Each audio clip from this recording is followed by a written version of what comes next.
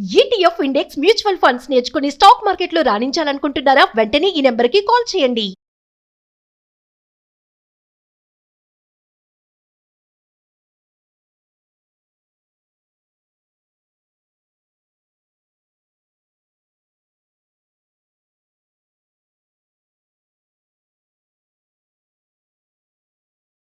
ఈరోజు ఒక సింపుల్ పచ్చడి చేసుకుందామండి.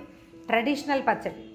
మా ఊర్లో కొబ్బరికాయలు కొట్టగానే ఒకళ్ళు ఇద్దరు ముగ్గురు కూర్చొని దాని మీద పని మీద ఇంత కొబ్బరి కోరి పక్కన పెట్టేవాళ్ళు.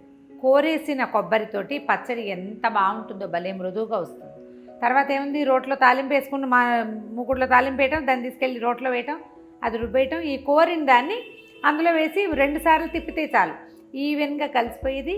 అన్నంలో కలుపుకోవడానికి చాలా బాగుంటుంది. మనకి మిక్సీలు వచ్చాక మనం ఏం చేస్తాం, ఈ ముక్కలు కొట్టి తాలింపు రుబ్బాక ఇది అందులో పడేసి కచ్చా పచ్చా రుబ్బి ఓవేళ అది గట్టిగా ఉంటే కాస్త నీళ్లు పోసి ఏమిటో చేస్తాం. ఇప్పుడు పురాతన కాలపు విధానాలు అంటే మరి అప్పుడు మనలాగా వస్తువులు లేక, ఇలా మిక్సీలు లేక చేసేవాళ్ళని అనుకోవటానికి వీల్లేదు. కానీ అదే నిజమేమో అనిపిస్తుంది. ఆలోచించి చూడండి, ఇది కోరేసుకున్నాక పచ్చడి ఎంత బాగుంటుందో. అయితే కొబ్బరి పచ్చడి చేద్దాం. ఇంతకుముందు టమాటా కొబ్బరి చేసాం, ఒకసారి చెక్ చేయండి, అది కూడా బాగుంటుంది. ఆ రొట్టెల్లో కూడా నలుచుకోవడానికి బాగుంటుంది. ఇది ప్యూర్లీ అన్నంలోకి మాత్రమే. మంచి పర్ఫెక్ట్ తిరగమాత ఒకటి వేయటం, అది ఇది కలిపి రుబ్బేయటమే. వేడి అన్నంలో వేసుకుని తింటే ఎక్సలెంట్గా ఉంటుంది. ఇది శీతాకాలం వచ్చేసింది కదా, రాత్రిళ్ళు తినకుండా ఉండటం మంచిది. పగటిపూట వేడి అన్నంలోకి మహా బాగుంటుంది. ట్రై చేద్దాం. చాలా చిన్నదండి, సింపుల్ కూడా. ఇది కొబ్బరి కొట్టేసేయండి, నీళ్లు పారిపోయొద్దు లేదా తాగేసేయద్దు. చాలామంది ఏం చేస్తాం, ముక్కు కింద గొంతులో పోసేస్తాం, కాసిన నీళ్ళు ఏం చేస్తాను లేదు. చట్నీలోకి, మనకి పచ్చడిలోకి అవసరమైతే కొబ్బరికాయ కొట్టిన నీళ్లు కనుక పోస్తే పచ్చడి పాడవదు. మామూలు నీళ్ళు పోస్తే పచ్చళ్ళు పాడైపోతాయి కదా, కొబ్బరి పచ్చడి తొందరగా పాడవుతుంది. కొబ్బరి నీళ్ళని పచ్చడిలో పోసుకోవాలి, తీపిగా ఉంటుంది. 2 మిరపకాయలు ఎక్స్ట్రా వేసుకుంటాం, కానీ పచ్చడి మాత్రం పాడవదు. రేపు సాయంత్రానికి కూడా బాగుంటుంది కొబ్బరి నీళ్ళతో కనుక చేస్తే. నీళ్ళు పక్కన పెట్టండి, చిన్న ముక్కలు తరిగి పెట్టుకోండి. ఒకవేళ మీ దగ్గర కూరం కనుక ఉంటే ఎక్సలెంట్గా ఉంటుంది. కోరి పక్కన పెట్టండి, తిరిగి మాత్రం పెట్టేద్దాం. అంత చాలా నూనె వేయక్కర్లేదండి, ఎందుకంటే కొబ్బరిలోనే సహజంగా నూనె ఉంటుంది కదా, ఎక్కువ నూనె అక్కర్లేదు. ఈ కొబ్బరి పచ్చడిలో నుండి శనగపప్పు వేయటము వేయకపోవటము 2 మెథడ్స్. శనగపప్పు వేసేసరికల్లా ఇది ఇడ్లీ పచ్చడి టేస్ట్ వస్తుంది. మనం అసలు శనగపచ్చడే ముట్టుకోం, శనగపప్పే ముట్టుకోం, అసలు శనగపప్పు లేదు ఇందులో. జస్ట్ మినపప్పుతోటి చేసుకుంటాం. మినపప్పు వేయటం వల్ల కొబ్బరి పచ్చడికి చాలా రుచి, కమ్మదనం వస్తాయి. అస్సలు శనగపప్పు వేయకుండా ట్రై చేసి చూడండి, ఒకవేళ శనగపప్పు అలవాటు ఉంటే. ఈ కొబ్బరి పచ్చడి తిరిగి మాత్రలో మెంతులు చాలా కొంచెం అండి, ఇది ఒక మినిమల్ థింగే అనమాట, చాలా తక్కువ వేసుకోవాలి. 2 గింజలే వేస్తున్నాను. మెంతులు కొంచెం వేగాక వేసుకుందాం మిగిలినవి. మెంతులు వేగకపోతే మాత్రం చేదుగా ఉంటుంది. ఆవాలు ముందు వేసేద్దాము. 1 స్పూన్ ఆవాలు చిటపట్లాడాక 1 స్పూన్ దాకా మినపప్పు.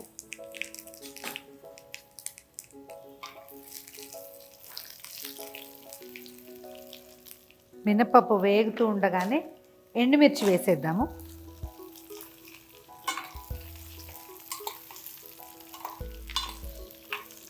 మిరపకాయలు నల్లబడనివ్వకుండా ఉంచుకుంటే మంచిది. అయితే కొన్ని పచ్చిమిర్చి వేద్దాం. ఎట్లా అంటే ఇవి ఒక 12 అట్లా మిరపకాయలు, ఎండుమిర్చి 10 పచ్చిమిర్చి. దీని మీద ఒక చిన్న వాదం ఉందండి, చెప్తాను. ఎండుమిర్చి పచ్చిమిర్చి కలిపి వాడకూడదని మొన్న ఒకరు చెప్పారు కూడా నాకు. అయితే కొన్ని పచ్చళ్ళకి ఏంటంటే ఒట్టి ఎండుమిరపకాయలు వాడితే పచ్చళ్ళు గట్టిగా ఉంటాయి, సాఫ్ట్గా రాదు పచ్చడి. అందుకని ఇంకా తప్పనిసరిగా స్టవ్ ఆపేసి ఇంగు వేసేసుకుందాం. ఇప్పుడు లూజ్ పచ్చళ్ళు ఉంటాయి అనుకోండి, ఎట్లా బీరకాయ పచ్చడి, వంకాయ టమాటా పచ్చడి, వాటిల్లో మనం పచ్చిమిర్చి వేయకపోయినా ఎండుమిర్చితోటి చేసేసుకోవచ్చు. కానీ ఇలా కొబ్బరి పచ్చడి లాంటివి ఏంటంటే టంగుమని ఉంటాయి, గట్టిగా ఉంటాయి. దీంట్లో కొంచెం పచ్చిమిర్చి వేస్తే పచ్చడి కొంచెం లూజ్గా వస్తుంది. చూడండి, మీ అవకాశాన్ని బట్టి ఒకటే వేస్తామన్నా కూడా వేసుకోవచ్చు.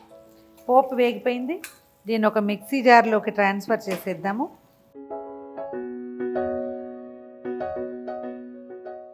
ఇప్పుడు మనం ఒక చిప్ప కొబ్బరి పచ్చడి చేసుకోదలిస్తే మనం వేసిన పోపుకి సుమారుగా ఒక ఉసిరికాయ ఇంత చింతపండు పెట్టుకోవాలండి. దీన్ని ఏం చేయొచ్చు అంటే చింతపండుని వేడి నీళ్ళు పోసి పక్కన పెట్టుకోవటం, లేదా కాసిన నీళ్ళు పోసి మనం ఇలా కుక్కర్ ఏదో పెడతాం చూడండి, ఆ కుక్కర్ మీద కనుక ఆ చిన్న కప్పులో కాసిన నీళ్ళు పోయటము, చింతపండు అందులో పెట్టి దాని మీద పెట్టేస్తే బాగా మెత్తగా ఉడికిపోయినట్టు అయిపోతుంది. వేడిగా అవుతాయి కదా నీళ్ళు, దాన్ని వాడుకోండి. పచ్చడి కొంచెం లూజ్గా వస్తుంది.